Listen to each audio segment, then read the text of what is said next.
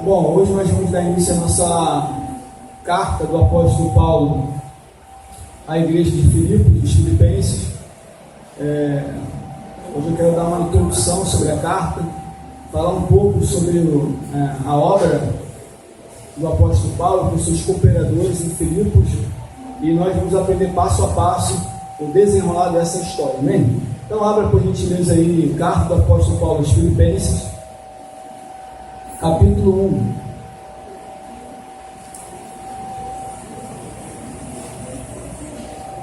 Alguém leia, por favor, do versículo 1 até o versículo 11. Alguém lê, por favor, do versículo 1 até o versículo 11.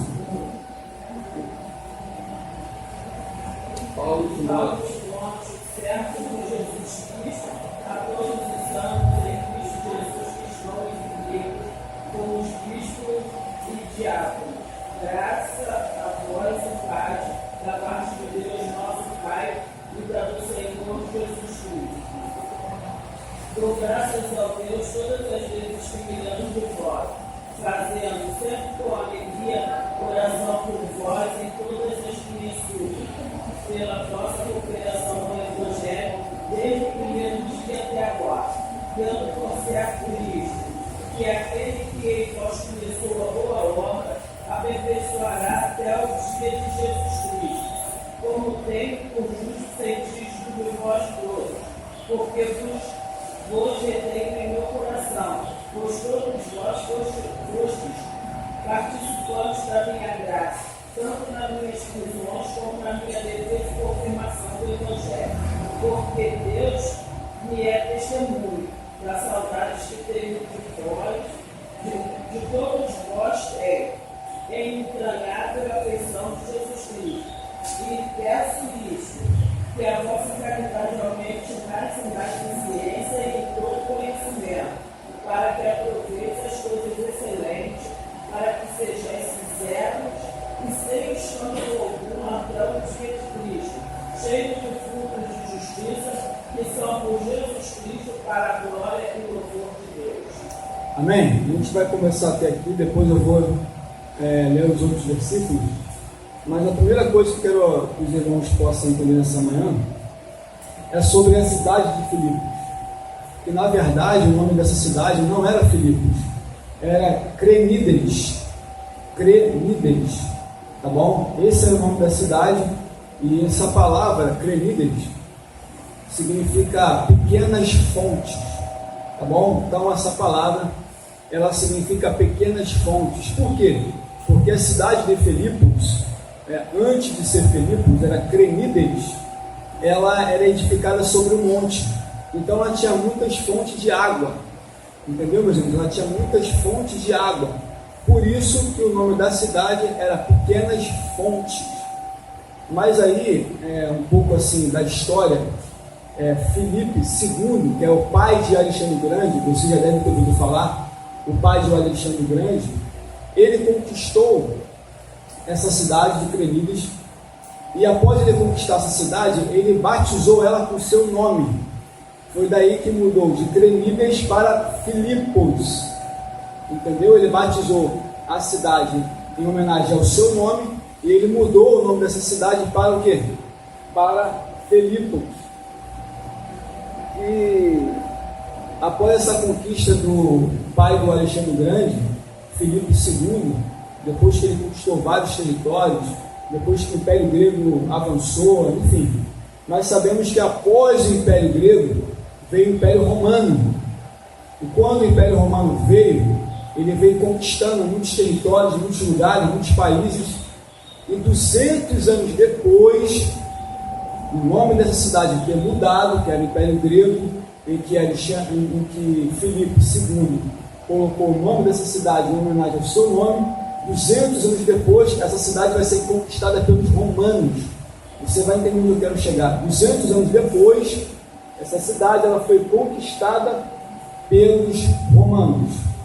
E após essa conquista sobre a cidade, os moradores ele teria privilégios.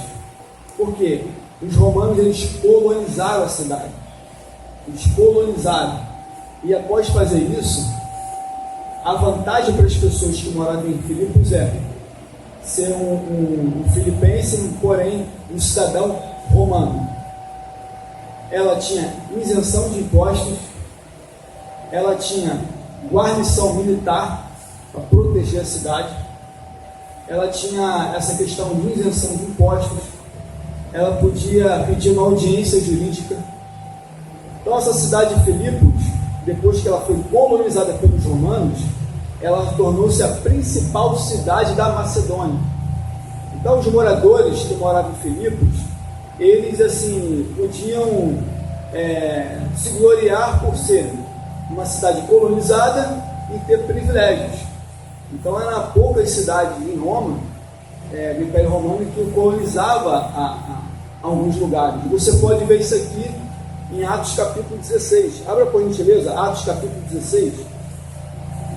Uma única cidade no Novo Testamento, a qual o Dr. Lucas ele relata sobre que ela foi colonizada, só tem uma, que foi a cidade de Filipos. Atos capítulo 16,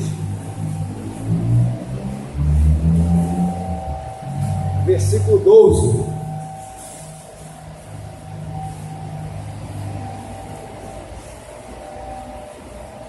Quem achou, por favor, leia? E dali a Filipos, cidade da Macedônia, primeiro distrito e colônia. Nesta cidade permanecemos alguns dias. Olha aí, é a primeira cidade que foi colonizada pelos romanos. Então, por essa cidade ser colonizada, os cidadãos de lá tinham privilégios, como eu já expliquei aqui, sobre ter guarnição militar, isenção de impostos, pedir uma causa em questões jurídicas, podia fazer o pedido, enfim. Então, essa cidade ela tinha algumas vantagens para quem morava lá. E outra coisa também interessante é que essa cidade, a língua oficial dela era o latim, porque os romanos falavam latim, então a língua oficial também ela passou a ser o latim. Embora seja uma cidade grega, ela passou a ser romanizada ali, tá bom, meus irmãos? Ela foi colonizada, tá? O segundo ponto o Evangelho chega em Filipos. Então a gente aprende um pouquinho da história sobre Filipos e agora a gente vai entender como é que esse Evangelho ele chegou a Filipos. Como é que esse Evangelho chegou lá? A gente vai ver aqui nas Escrituras Sagradas. Então abra aí capítulo 16 de Atos. Capítulo 16. Leia por gentileza do versículo 6 até o 10. E percorrendo a região Frígio-Gálatas, tendo sido impedidos pelo Espírito Santo de pregar a palavra na Ásia, defrontando Mísia, tentavam ir para Bitínia, mas o Espírito de Jesus não permitiu. E tanto contornado Mísia, desceram a Troas.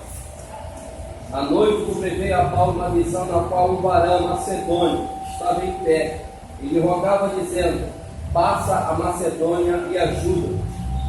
Assim que teve a visão, imediatamente procuramos partir para aquele destino, concluindo que Deus os havia chamado para lhes anunciar o Evangelho. Então você perceba que no versículo 6, no versículo 7, eles foram impedidos de pregar na Ásia Menor, e o Espírito de Cristo não permitiu.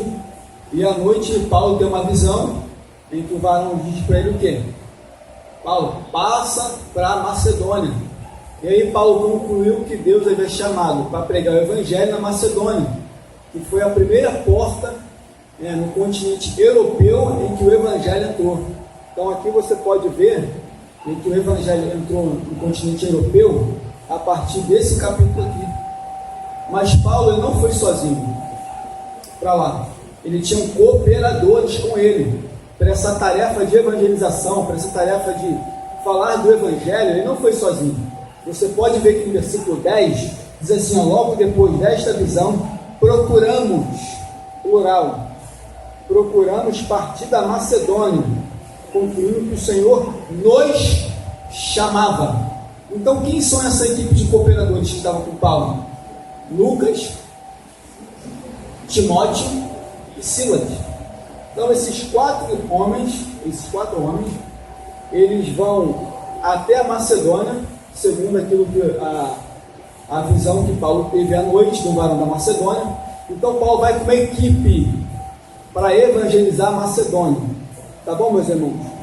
E no capítulo 16, isso foi aproximadamente o que aconteceu, e essa evangelização de Filipe aconteceu entre o ano 50 ou 52 depois de Cristo, tá bom?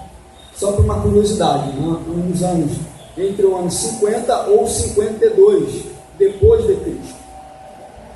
E após eles irem até essa cidade, eu não vou aqui, Lucas, Timóteo e Silas, que eram os cooperadores do apóstolo Paulo na cidade de Filipos. Nada? E após eles terem entrado na Macedônia, na primeira cidade, essa cidade que eu expliquei que foi colonizada pelos romanos, ali sabemos que ele procura um lugar para orar, à beira de uma margem de um rio. Ele prega o evangelho, algumas mulheres estão ali, dentre elas a Lídia, vendedora de púrpura de Tiatira, e ali Deus abre o coração daquela mulher, o evangelho é pregado, tanto ela como a sua casa ali foram salvos, e logo depois desse fato ocorreu que uma jovem que tinha espírito de adivinhação, Paulo expeliu aquele espírito, aquela jovem foi liberta, e após isso ele foi preso, e sabemos que depois da prisão houve um terremoto quando eles estavam orando, adorando ao Senhor, e aí o carcereiro queria tirar a própria vida, e Paulo falou que não. O carcereiro foi salvo juntamente com a sua família. E no versículo 40 do capítulo 16, só estou resumindo, tá, irmãos? Porque tem muita informação aqui. No capítulo 16, no versículo 40, olha o que diz aí, por favor.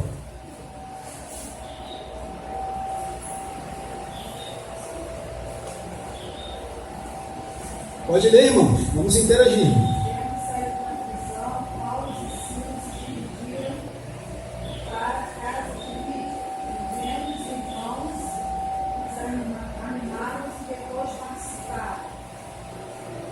Amém. Então aqui relata a saída deles da Macedônia.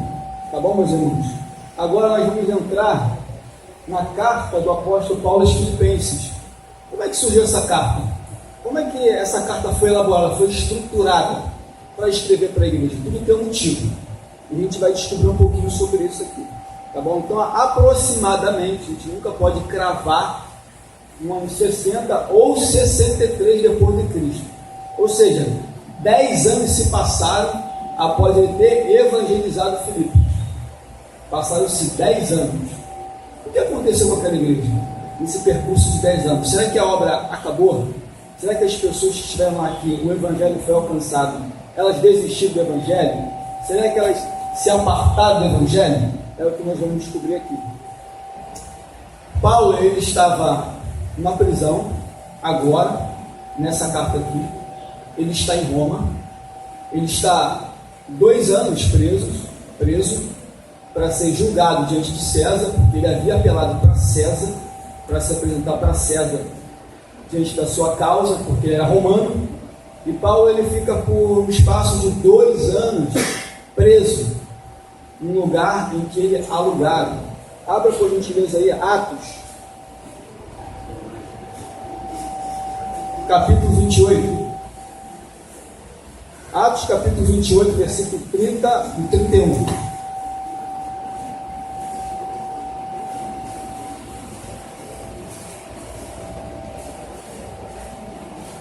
Por 2 anos permaneceu Paulo na sua própria casa,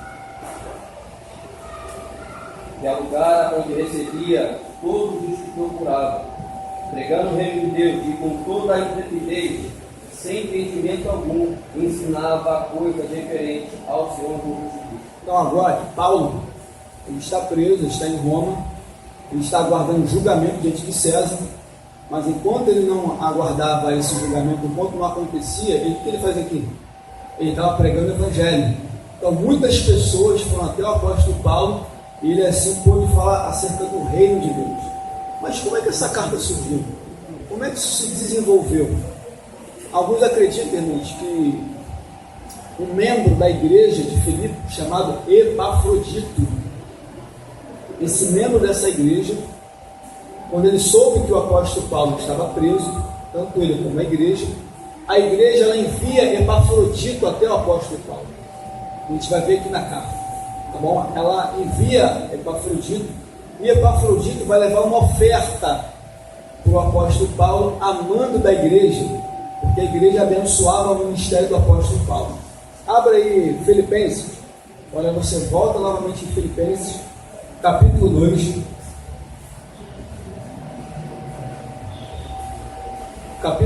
capítulo 2, versículo 25.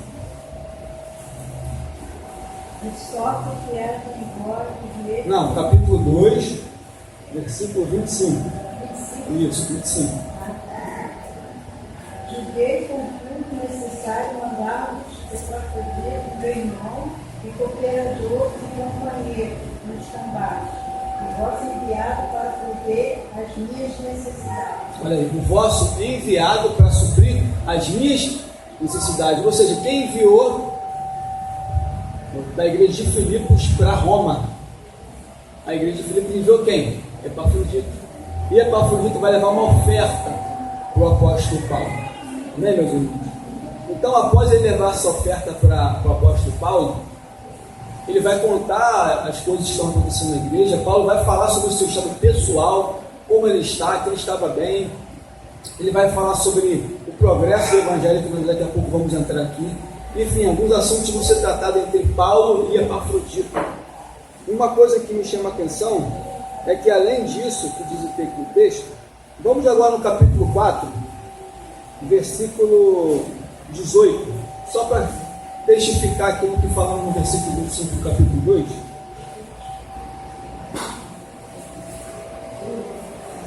Capítulo 4, versículo 18. Filipenses. Recebi tudo e tenho abundância. Estou suprido desde que Epafrodito me passou as mãos, porque me veio de vossa parte como aroma suave, como sacrifício aceitável e aprazível a Deus. Amém? Irmão, só que eu consigo acompanhar a aula, não consigo entender a estrutura da carta dos Filipenses. É uma sequência, tá, irmão? Estou indo por sequência, para a gente poder ficar mais mergulhado no contexto histórico da carta de Filipenses. Tá bom? Diz assim, que depois que isso acontece, Paulo vai escrever essa carta para os Filipenses. Agora a gente volta para o capítulo 1, voltamos para o capítulo 1, agora para entender o quê? Uma igreja organizada. Quando Paulo escreve essa carta para a igreja, após 10 anos, essa igreja está o quê? Organizada. Leia por gentileza, no capítulo 1, versículo 1, só o versículo 1. Leia alguém, por favor, irmãos. Paulo, Timóteo, servo de Jesus Cristo, a todos os santos que vivem em Filipos. Verso 1.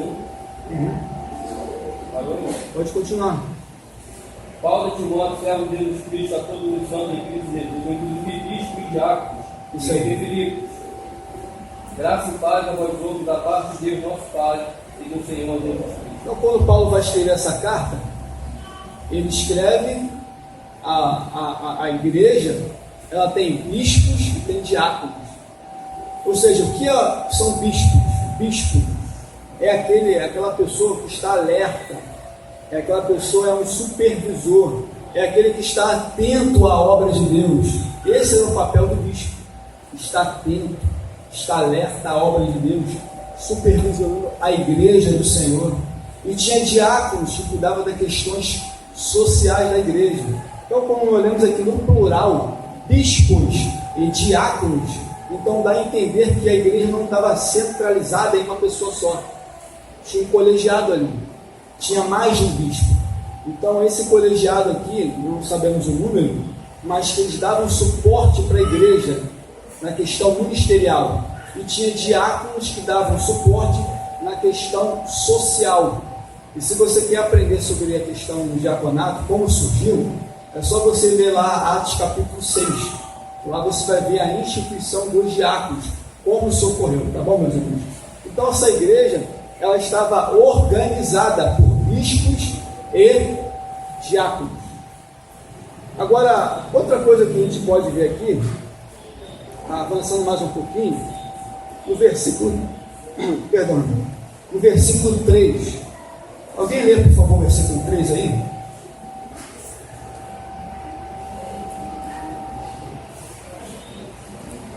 Dou graças ao meu Deus por tudo que recordo de vós. Aqui trata da ação de graças do apóstolo Paulo à igreja. Olha o que ele diz: dou graças ao meu Deus todas as vezes em que me lembro de vós. Então, por mais que Paulo estivesse distante dessa igreja, ele dava graças a Deus e lembrando dos irmãos de Filipos. Mas que tipo de lembrança é essa que ele tinha de Filipos? Qual era essa lembrança? A lembrança é que quando ele foi na Macedônia, a porta do evangelho se abriu, ele pregou o evangelho, a Lídia, vendedora de púrpura, foi salva, carcereiro, aquela jovem que foi liberta. Então, a obra que ele fez em Filipos, ela trazia a memória à mente de Paulo, dando graças a Deus por sempre lembrar de vocês. Olha o versículo 4 aqui, acompanhando comigo. Ele não só lembrava, como também aqui, fazendo sempre em todas as minhas orações, súplicas por todos vós, com alegria. Então, além dele lembrar da igreja, além dele pensar na igreja, ele orava pela igreja, ele intercedia pela igreja. Ele não só apenas tinha uma memória muito boa, de boas lembranças que ele fez em Filipos, das amizades, da obra missionária, mas ele também ora, ele intercede pelos irmãos. E Paulo era uma pessoa que intercedia pela igreja, sabia disso? Por mais que na condição que ele estava de preso, ali encarcerado, numa prisão domiciliar em que ele mesmo alugara, ele, além de pregar o evangelho, ele orava pelas igrejas em particular. Então, eu quero que os irmãos, cada um, tá, irmãos? Um vai abrir Carta aos Colossenses, capítulo 1, versículo 9, para ler. O outro vai ler Efésios, capítulo 1, versículo 16. E o outro vai abrir a primeira carta do apóstolo Paulo aos Tessalonicenses, capítulo 1, versículo 2. Repetindo, Colossenses, capítulo 1, versículo 9, Filipenses, capítulo 1, versículo 16, e 1 Tessalonicenses, capítulo 1, versículo 2. Então, por favor, quem achou, lê, a gente lê.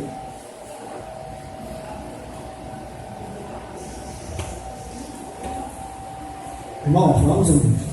Ela está avançando. Isso aí, pode ler Colossenses.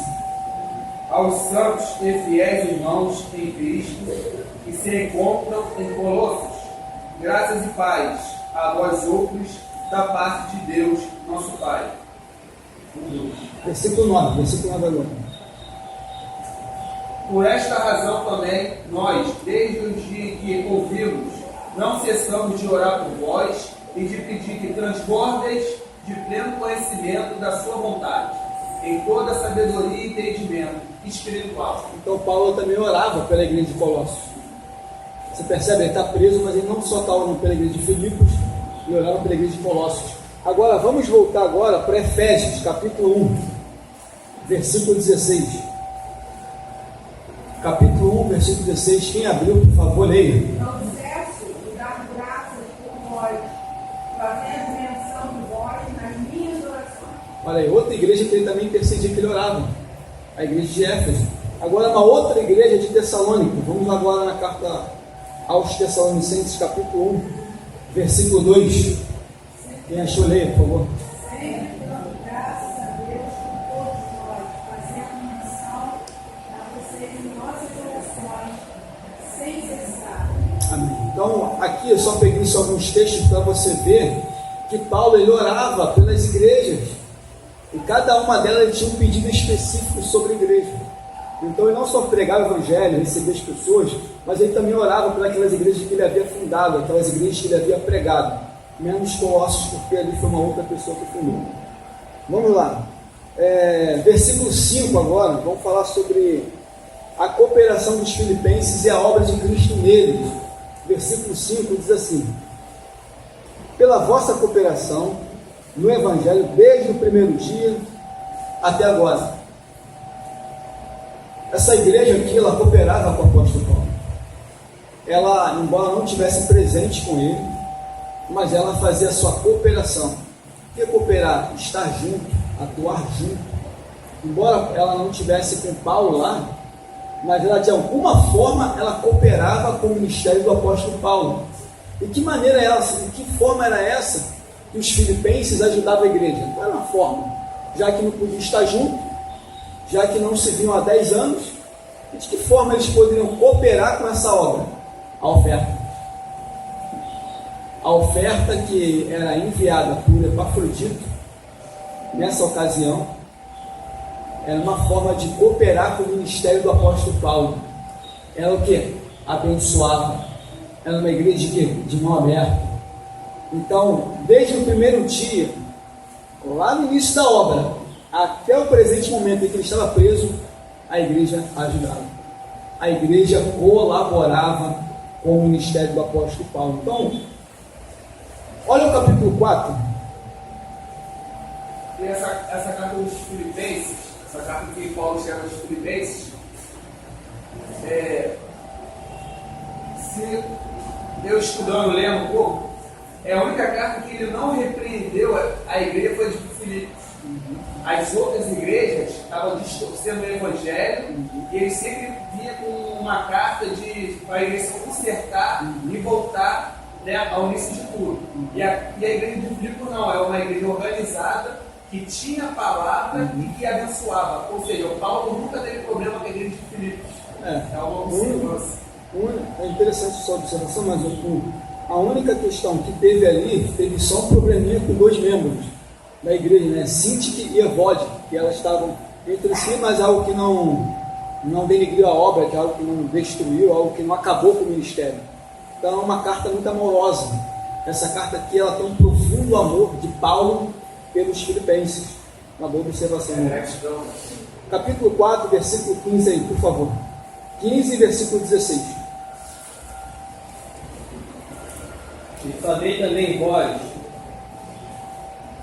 ó Filipenses, que no início do Evangelho, quando parti da Macedônia, nenhuma igreja se associou comigo, no tocante a dar e receber, senão unicamente a vós outros.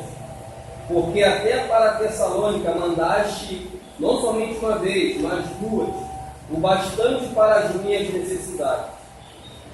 Você viu, irmãos, como essa igreja cooperava com o ministério do apóstolo Paulo? Não só umas 2 vezes em Tessalônica, vocês me abençoaram. Eu estou aqui na prisão, vocês continuam me abençoando. Então, a forma da igreja de Filipos cooperar com a obra do ministério do apóstolo Paulo, abençoava com ofertas. Talvez para manter o ministério dele, talvez para... Ele mesmo fala para suprir as minhas necessidades. Embora Paulo ele fosse um fabricador de tendas, ele não tinha necessidade de ficar vivendo de oferta, mas essa igreja, de uma forma generosa, ela abençoava o ministério dele. Outra passagem interessante também, ela não só abençoava o ministério do apóstolo Paulo. Abra aí a segunda carta do apóstolo Paulo aos Coríntios, capítulo 8. Capítulo 8, versículo 1 e versículo 2, segunda carta do apóstolo Paulo aos Coríntios, capítulo 8, versículo 1 e versículo 2. Ela não só abençoava o ministério do apóstolo Paulo. Vamos ver aqui uma outra atitude da igreja de Filipos. Quem achou, por favor, aí? Também, irmãos, fazemos conhecer a graça de Deus concedida às igrejas da Macedônia, porque no meio de muita prova e tribulação, manifestaram a abundância da alegria e a profunda pobreza dele, superabundou em grandeza e grande riqueza da sua generosidade. Engraçado que o versículo 3 diz assim, ó, pois segundo as suas posses, que eu mesmo testifico, e ainda acima delas deram voluntariamente. Agora é interessante que diz aqui no versículo 2, em muita... Irmãos, tem alguém com o telefone aí? Pode botar, por favor, no silenciador, para não poder atrapalhar, por gentileza. Diz assim, muitas provas de tribulações, houve abundância do seu gozo, e a sua profunda pobreza. Essa igreja de Filipe não era uma igreja rica não, mas da profunda da pobreza que ela tinha, que era uma igreja pobre, ela o quê? Superabundava em abençoar. Era irmãos pobres, mas não era irmão fechada. Irmãos pobres, mas elas deram acima das suas posses. Ela abençoou os irmãos dos pobres da Judéia. Então essa igreja, além de abençoar o ministério do apóstolo Paulo, ela abençoou também outra igreja. Amém, irmãos? Então a gente entende com essa igreja que ela é uma igreja avarenta, mão fechada. Ela abençoava além das suas posses, para não só o ministério do apóstolo Paulo, mas também para outros irmãos, como foi o caso dos irmãos da Judéia. Vamos avançar mais um pouquinho aí. Agora vamos falar sobre a obra de Cristo na vida deles. Já que eles puderam colaborar com o ministério do apóstolo Paulo, abençoando com oferta, também a obra de Cristo sobre a vida deles não parou. Desde o dia que Paulo pregou o Evangelho, Cristo esteve ali com a igreja. Olha o versículo 5 aí. Pela vossa cooperação no Evangelho, desde o primeiro dia até agora, tendo por certo que aquele que vos começou a boa obra, aperfeiçoará até o final. Tenho por justo pensar isso de todos vós, porque vos tenho em meu coração, pois todos vós fostes participantes da minha graça, tanto nas minhas prisões, como na minha defesa e confirmação do Evangelho. Então Paulo ele dá uma resposta para a igreja: olha, desde o primeiro dia até agora vocês têm me ajudado, e de certa forma eu penso que é justo em que aquele que começou a boa obra em vocês, que Cristo vai completar essa obra até a sua vinda. Por que Paulo pensa dessa forma? De que Cristo iria completar a obra na vida deles até a sua volta, porque eles eram participantes do ministério. Não deixou de participar, não deixou de abençoar. Se eles só apenas abençoassem Paulo uma única vez, ou não fizesse absolutamente nada, nenhuma ajuda, a gente poderia ver que eles não colaboraram com o ministério, porque a única forma deles colaborarem com o ministério do apóstolo Paulo era financeiramente. Eles davam com coração voluntário. Então essa igreja, a obra de Cristo na vida delas, fez com que elas continuassem ali junto do apóstolo Paulo, ali, mesmo distante, mas cooperando com o ministério dele, abençoando financeiramente. Por isso que Paulo diz: olha, eu tenho certo, tenho que por justo que aquele que começou a boa obra na vida de vocês, ele vai concluir até o final. E é certo que eu pense assim, que desde o momento em que, tanto na minha defesa do Evangelho, como na confirmação do Evangelho, ou seja, tanto ele defendendo o Evangelho em Roma, ou confirmando o Evangelho, pregando para as pessoas, a igreja não deixou de participar, não deixou de abençoar. Como que ela fez isso? Enviando Epafrodito até Roma. Se a igreja não tivesse nenhum vínculo com Paulo, não queria abençoar, ela não iria enviar Epafrodito até lá. Ela não teria interesse, como cristãos, de enviar um membro da igreja para abençoar o apóstolo Paulo, para ver como é que ele está. Por isso que ele diz: olha, é certo eu pensar justo de vocês, porque vocês têm colaborado comigo, porque eu creio que essa obra que ele começou é fiel para aperfeiçoar e cumprir até o final. Amém? Vamos prosseguir. Temos aqui o versículo 6 e 7. Agora, olha o versículo 9. No versículo 3, ele dá graça a Deus, ele faz menção em memória do que ele fez com os filipenses, e diz no versículo 4, com orações e súplicas, com alegria, que ele sempre, quando lembrava, ele intercedia com súplicas. O versículo 9 vai relatar um pouquinho dessa oração. O que Paulo pedia para a igreja? É o que nós vamos entrar aqui agora. Uma oração de petição, versículo 9 até o versículo 11. O que Paulo pedia à igreja de Filipenses? O que ele orava por essa igreja? O que ele pedia diante de Deus para a igreja de Filipos? Vamos aprender aqui agora. Ele diz aqui: esta é a minha oração, que o vosso amor, aumente mais e mais em ciência e em conhecimento. Então, a primeira petição dele é que essa igreja ela fosse uma igreja amorosa, que ela tivesse um amor profundo por Cristo e que ela pudesse conhecer mais e mais a Cristo, se relacionar mais com Jesus no profundo amor. Ou seja, Paulo pedia para essa igreja, além de amar uns aos outros, amar a Cristo, e pedia que eles tivesse um amor profundo por Cristo, a fim de descobrir, de conhecer mais e mais a Cristo Jesus. É a primeira petição dele aqui: amor. Mente mais. Irmão, se tem, por gentileza, se tem alguém com o celular, por favor, aqui na igreja, deixa desligado aí, então bota no mundo, por gentileza. Vamos lá. Porque senão acaba tirando o foco de vocês, a gente acaba perdendo o raciocínio aqui. Tá bom, vamos lá. Essa é a primeira petição que ele pede a essa igreja, que ela se encha de conhecimento. E isso aqui quer dizer o seguinte: de conhecimento espiritual no coração deles.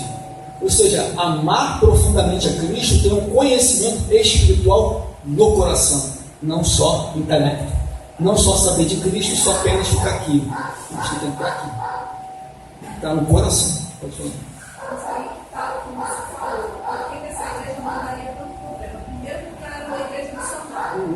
Ela ajudava a Paulo a ser missionário. Então a igreja não podia ir lá, mas abençoava com as suas ofertas. Exatamente. E a palavra de Deus diz que ele se alegra quem dá com alegria. Isso aí. Mesmo sendo uma igreja que não tinha condições boas de financeiramente uma vida próspera, espiritualmente eles tinham, porque eles tinham visão que não era o valor, é dar. E é isso que muitas vezes a igreja se acha que o valor eu vou dar tanto. Deus não pede valor, Deus pede fidelidade para você dar ainda mais condições para ajudar a obra do Senhor. Então por isso que essa igreja não tinha muito problema. Você vê que em Romanos, em Efésios tinha problema, porque as pessoas não gostavam de ofertar, as pessoas não tinham amor às outras obras do Senhor. E Filipenses não. Filipenses era uma igreja, mesmo tendo poucas condições, ajudava o próximo. E ela ajudava acima das suas posses, era só isso. Na sua profunda pobreza, ela abençoava acima do que ela tinha. Por isso que Deus amava. Entendeu? Então, abençoava. Obrigado pela colaboração, irmã. Outro ponto aqui, no versículo 10. Primeiro ele pede para a igreja, diante de Deus, que ela se encha, que ela conheça mais e mais a Cristo, e no profundo amor. Versículo 10: para que possais discernir as coisas excelentes, para que sejais sinceros e irrepreensíveis até o dia de Cristo. Outra coisa que ele pede aqui para essa igreja é que ela tenha discernimento entre o bem e entre o mal. É isso que ele quer dizer aqui. Discernimento, para discernir as coisas boas e as coisas ruins, as coisas excelentes de Cristo. Então ele pedia para essa igreja discernir, ver o bom e o ruim, o certo e o errado. Para quê? Para que se tornem-se inculpáveis, sem escândalos no reino de Deus. Então a preocupação de Paulo na sua oração era pedir o quê? Senhor, dá discernimento, para que eles não venham escandalizar o evangelho nas suas atitudes, até aquele grande dia. Então outra coisa que ele pedia à igreja era essa questão de discernimento, amor, discernimento. Terceiro, no versículo 11 diz assim: cheios do fruto da justiça que vem por meio de Jesus Cristo, para a glória e o louvor de Deus. Outra coisa também interessante que ele pede é que ele pede que essa justiça de Deus se manifeste no caráter dos irmãos, em suas atitudes, em suas obras. Ou seja, ele pedia para a igreja, diante de Deus, que ela manifestasse a justiça de Cristo através delas, em atitudes, em obras. Para você ver no versículo 10, para quê? Para que não dê escândalo Então ele pedia para essa igreja para que ela fosse cheia do fruto da justiça. Amém, meus irmãos? Isso seria manifestado como neles? Através da obra do Espírito Santo sobre a vida deles e no seu caráter. Então, outra coisa que Paulo pedia. Então, 3 coisas que Paulo pedia para essa igreja aqui. Eu estava estudando aqui de madrugada e eu vi o quão profundo é esse amor de Paulo com a igreja, quantos detalhes ricos nós temos nessa carta aqui. Vamos lá, agora pulando, ou indo mais um pouquinho em frente, irmãos, ficou alguma dúvida? Tá bem? Pode falar. Às vezes, essa igreja eles creem naquilo que Paulo falou. Eles podem tomar todas essas atitudes. Sim. É a semente que foi plantada. Exatamente. Ele viu manifestar de Deus na vida de Paulo. Exatamente. Então, por isso que ele acreditava em que aquele que começou a boa obra na vida deles iria até o dia de Cristo. Entendeu, meu irmão? Então, é um profundo amor que ele tinha para essa igreja, assim, tremendo. Agora, vamos pular mais um pouquinho à frente. Vamos falar sobre o progresso do Evangelho. Bom, se Paulo estava na prisão, se a igreja estava na Macedônia, e ele relata aqui sobre o progresso do Evangelho, como esse Evangelho progrediu, a gente vai descobrir aqui agora. Olha o versículo 2. Ele está dizendo na sua pessoa para a igreja: eu quero, irmãos, que saibais que as coisas que me sobrevieram, ou que aconteceram, contribuíram para o maior progresso do Evangelho. Então, a primeira coisa que eu observo aqui sobre o progresso do Evangelho é que esse Evangelho de Cristo Jesus que Paulo levava, ele progrediu para fora, para as cidades, os lugares que ele passou. Mas quando ele diz aqui que todas as coisas que lhe sobrevieram, é só você ler Atos, capítulo ali 22, 23, em diante, até o 28, você vai descobrir o que aconteceu com ele. Prisão de Cesareia, naufrágio, ilha de Malta.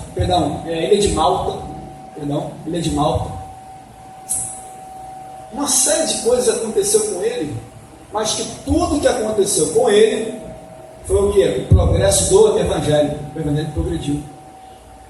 Sofreu naufrágio, ilha de Malta, o Evangelho progrediu. Foi preso em Jerusalém, pregou diante de autoridade, o Evangelho estava progredindo. Foi preso em Cesareia, ficou 2 anos em Cesareia, pregou diante de Félix, o Evangelho estava progredindo. Então ele diz que tudo que aconteceu, até aquele momento onde como ele estava a sua condição, o Evangelho não ficou o quê? Atrasado. A obra de Cristo, obrigado. A obra de Cristo, ela não atrasou a obra de... Não, que tudo que aconteceu com ele, o Evangelho só progrediu. Ou seja, outras vidas foram alcançadas, outros territórios foram alcançados pelo Evangelho. Então tudo que aconteceu com ele teve o quê? Maior progresso e não retrocesso. Tá bom, meus irmãos? Vamos lá, diz assim: aqui é o progresso para fora. Agora, olha o versículo 13. Esse progresso também foi dentro. Como é que esse Evangelho progrediu? Se ele estava dentro de uma prisão domiciliar, como é que esse Evangelho progrediu se ele estava encarcerado lá?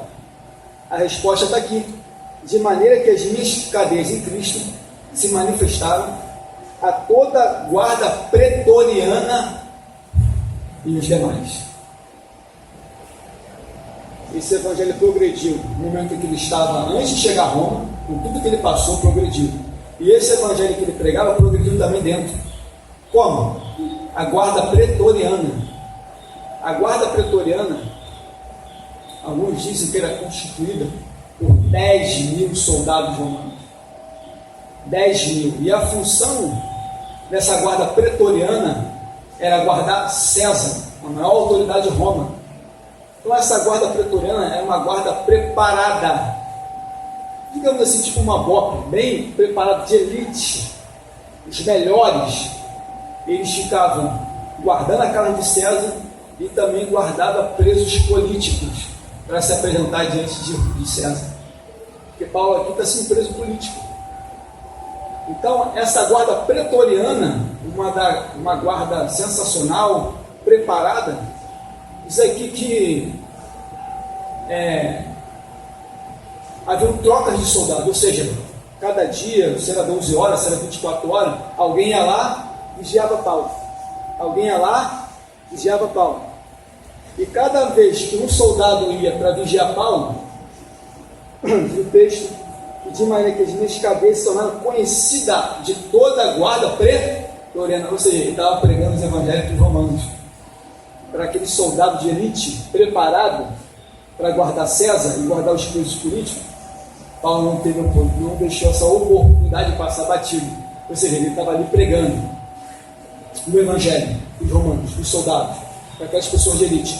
Então o evangelho estava contribuindo também, ele preso, pregando o evangelho, os romanos, essa guarda pretoriana. Isso ficou 2 anos. Cada troca de turno ali vinha Paulo, evangelho, evangelho, evangelho. De uma forma que ele teve uma boa evangelização da guarda militar de César. Amém, meus irmãos? Outro ponto aqui também é que,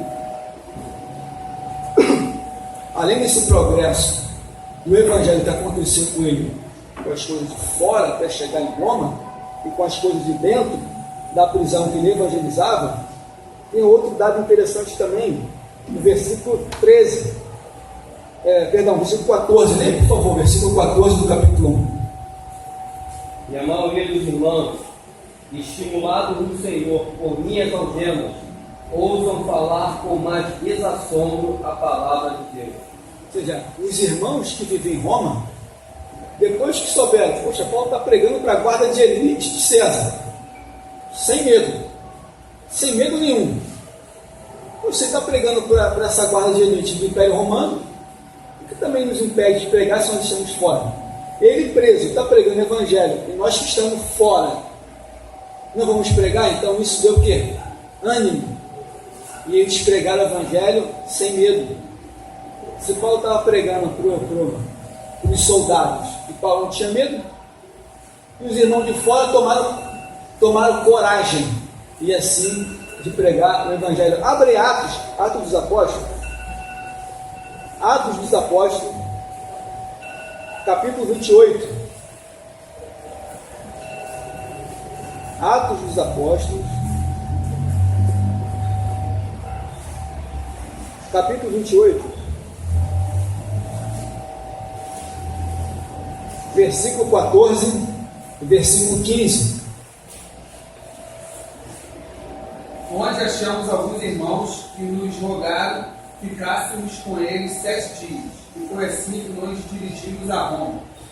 Tendo ali os irmãos ouvido notícias nossas, vieram ao nosso encontro até a praça de Apio e até 3 vendas.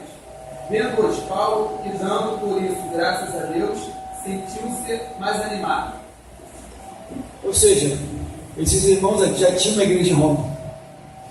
Paulo, quando foi para Roma, para ser preso, ele já tinha pessoas lá, já tinha crentes que professavam a fé lá. Antes dele chegar, já tinha irmãos lá, já pregavam o Evangelho. Mas quando olhamos aqui para o versículo 15, 14, perdão, esses irmãos agora, em que vê Paulo preso ali, pregando a palavra, Paulo pregando, eles tiveram o que? Mais ânimo, mais coragem, não tiveram medo. Agora interessante, a motivação, a gente vai aprender agora sobre a motivação desses irmãos. Se eles tomaram coragem de pregar o Evangelho, sem medo. O versículo 15 me chama a atenção no versículo 14. Olha o que diz aí o versículo 15, por favor. Só leia só o 15. Alguns efetivamente proclamaram a palavra a Cristo por inveja e porfia. Outros, porém, o fazem de boa vontade. A gente vê 3 grupos aqui, ou pessoas, a maneira como eles pregavam o Evangelho. Uns pregavam por inveja, outros pregavam por rivalidade, e outros pregavam de boa mente. Mas é interessante que essa pregação, ela não é uma pregação herética. Porque diz o Paulo aqui que ele pregava Cristo. Mas a motivação para pregar o Evangelho era diferente. Por que alguns tiveram inveja? Por que alguns tiveram rivalidade?